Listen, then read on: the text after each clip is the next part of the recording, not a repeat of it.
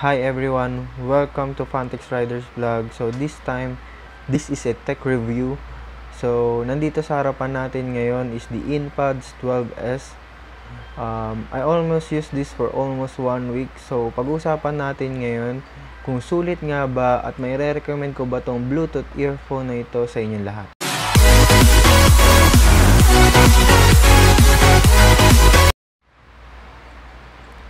So, unang-una, nabili ko tong InPads 12S na to sa Hoco Shopping Mall.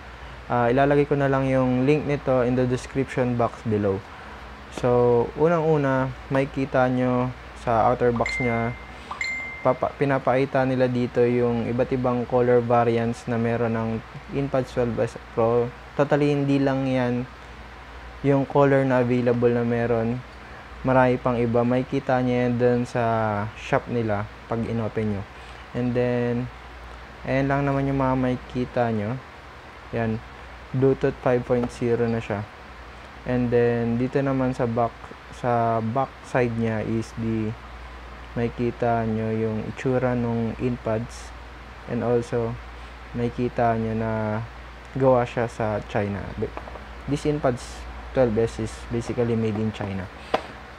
So, pagpabukas nyo ng box, una-una nyo makikita is yung packaging or plastic sa loob yung InPads 12S. Then, titignan natin kung ano pa yung mga nasa loob. Yan. Ito, customer's manual or guide. Yan, brochure. May English and Chinese language na nakalagay dyan. And also, charging cable. Yan. Para siyang charging cable ng iPhone. Pero, pagka tinry mo siyang isaksak sa iPhone, hindi magcha-charge or hindi compatible tong charging cable niya para sa iPhone. So, ngayon, dito tayo sa specification nitong InPads 12S. So, Bluetooth version 5.0, key touch control. So, ano siya, kumbaga parang fingerprint touch na siya, hindi na siya yung may pindutan pa na push button pa, kailangan mong gamitan ng basta, alam niya. Then, frequency response, 40 to 20 kHz. Distance, 8 to 15 meters. Totally, based on my experience, itong 8 to 15 meters, siguro mga 10 meters. May times na hindi na ganun ka-stable yung connection niya with the InPads 12S. And then, magaan yung InPads 12S na to, 45 grams. Then, times of endurance. Tama naman yung nasa owner's manual. Tinry ko na siya sa music pa lang. Sa call, di ko pa alam kung gaano katagal yung itatagal niya pagka connected siya. Or, di naman siguro kayo magtatawagan ng ilang oras. No? Then, sa music, tatagal siya ng 3 hours. Constant yun. Walang patayan, walang hintuan. Then, charging time, mostly maximum of 1 hour. Fully charged na siya. Yung battery case niya is 300 megahertz. Tama ba? Megahertz. Yung mAh, yung capacity nung charging nung case niya. And then, sensitivity 106 decibels.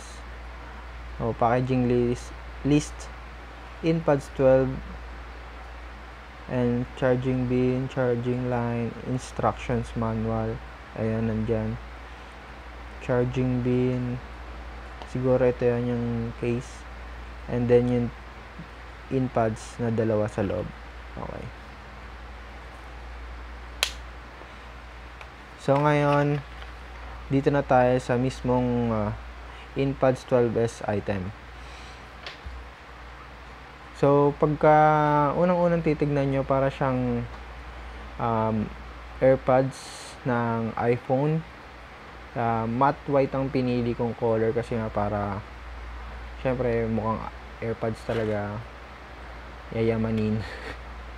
Pero ang price lang talaga nitong InPods 12S is sa Hoco, mostly 299 ko siya nabili. Minsan kasi nagbabago yung price nila sa Shopee kasi madalas na alam niyo naman nagsisale sila. And then you can also use vouchers naman kasi lagi naman nagbibigay si Hoco ng mga vouchers or discounts, pero hindi rin naman gano'ng kalakihan, pero at least meron pa rin discount. Then ayan, andito yung charging port nya. Ayan lang naman yung makikita nyo. This 12S has another variant also. This is not the latest variant. Meron sila yung InPods 13 Pro. Yung katulad na siya nung AirPods na isang klase, yung mas malaki na siyang variant. And then meron naman siya yung isang variant na mas mababa dito is yung InPods 12. Yun yung pinagkaiba naman niya is yung may pindutan dito. Siguro next time magkakaroon tayo ng comparison about sa InPods 12S and InPods 12. Ngayon, pagkabukas nyo dito sa InPods 12S na to, makikita nyo yung dalawang InPods na to. So, pagka tinanggal nyo siya dito sa mismong case nyo, automatic na magta-turn on na siya.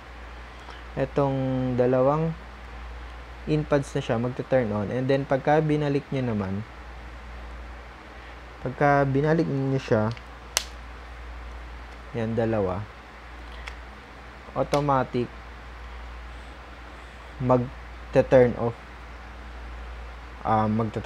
Magta-turn off na yung InPods and automatic na magcha-charge na siya pagka lobat na. Makikita nyo may light indicator siya pagka magcha-charge na. Wait lang, ayaw mag-focus ng camera. Ayaw mag-focus. Okay. May light indicator siya pagka magcha-charge na siya. May color blue light dito. Ibig sabihin nagcha-charge yung InPods and then automatically mawawala yung blue light na yun once na fully charged na yung InPods. And then pagka i-charge nyo naman siya via cable, ang light indicator niya naman is red. Magbi-blink yung case dito, may red light indicator nagbi-blink. And then pag fully charged na siya, yung red indicator na yun is hindi na siya magbi-blink.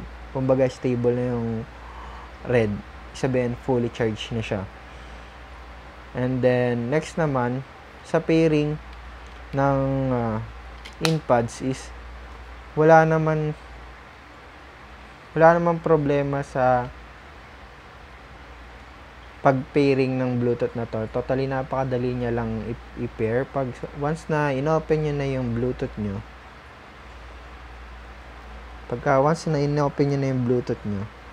automatic na siyang magpe-pair.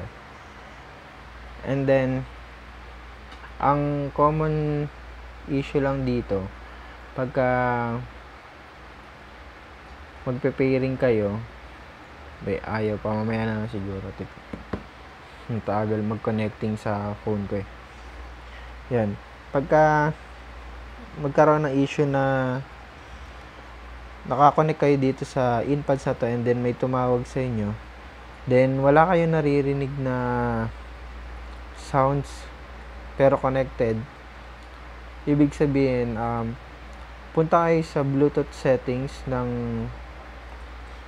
cellphone nyo.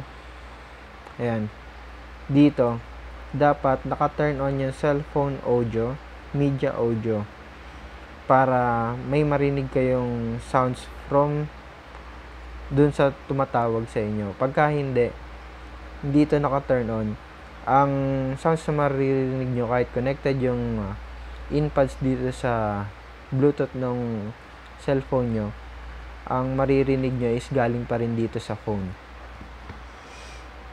Yan. And sorry. And then yung pag tutorial naman tayo kung paano gamitin tong in-pods na to. 1 click for play, 1 click for pause, 1 click to answer the phone, 1 click for not answer the phone call. Then 2 click to volume dito sa left side ng earpods. 2 click na mabilis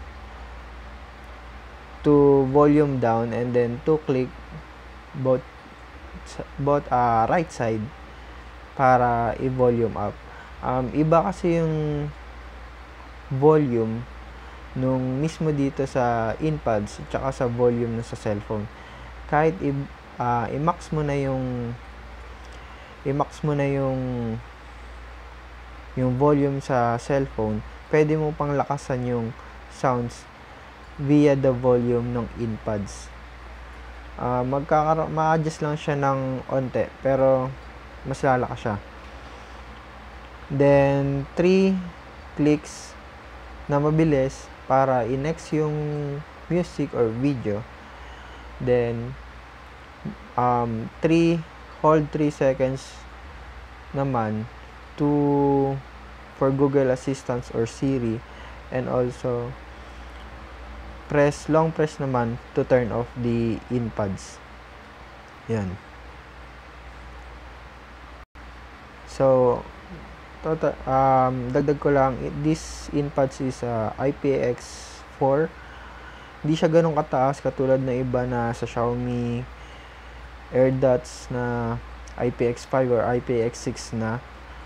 So ano nga ba yung IPX4 or IPX6 na yun? Is indication lang yun, or yun yung dumaan yun sa tamang proseso para malaman yung pagiging water resistance ng isang basta gadget. Kasi alam naman natin pwedeng may time na pinagpapawisan tayo. Syempre nababasa tong earpods na to. So itong in-pods na to is IPX4. So kahit pagpawisan ka, gamitin mo siya sa outdoor, jogging or sports, okay lang kasi IPX4 na siya. So okay lang kahit mapagpawisan siya, hindi siya papasukan ng pawis or small amount of water. So basically parang water resistance na siya. Then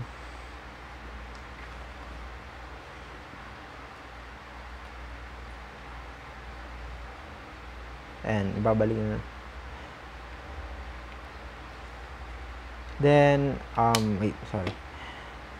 Then pagka based on my experience naman sa sounds niya, okay yung sounds niya sa music, hindi ganun ka sabog, ayos na ayos lang yung sounds niya, para siyang same nung sa Xiaomi AirDots or Xiaomi nila. Batag dito.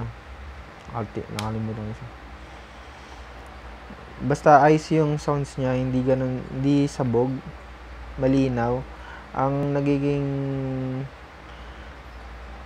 cons lang nito is yung pagka may tumatawag sa'yo, mahina yung